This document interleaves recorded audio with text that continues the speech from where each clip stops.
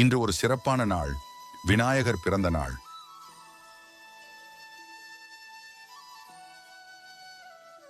ஆனால் அன்றைய தினம் விநாயகர் மனதில் ஒரு சின்ன சோகம்தான் இருந்தது. அப்பா சிவபெருமான், அம்மா பார்வதி, தம்பி முருகன் அனைவரும் தொலைபேசியில் மட்டும் வாழ்த்து சொன்னார்கள். அது கேட்ட விநாயகர் மனசு கலங்கி போனது. அவர் கண்களில் கண்ணீர் வழிந்தது. அந்த நேரத்தில் தம்பி முருகன் வந்து, அண்ணா சோகப்படாதே, வா நாம சேர்ந்து விளையாடலாம் என்று அழைத்தார். விநாயகரும் முருகனும் இணைந்து சிரித்தபடி விளையாட ஆரம்பித்தார்கள். அந்த மைதானம் சந்தோஷ சத்தத்தால் முழங்கியது. சில நொடிகளில் சிவபெருமான், பார்வதி அம்மன், பிரம்மா அனைவரும் அங்கே வந்தனர். எங்கள் பிள்ளை சோகப்படக்கூடாது, நாமும் சேர்ந்து விளையாடலாம் என்று சொல்லி கிரிக்கெட்டில் கலந்து கொண்டனர்.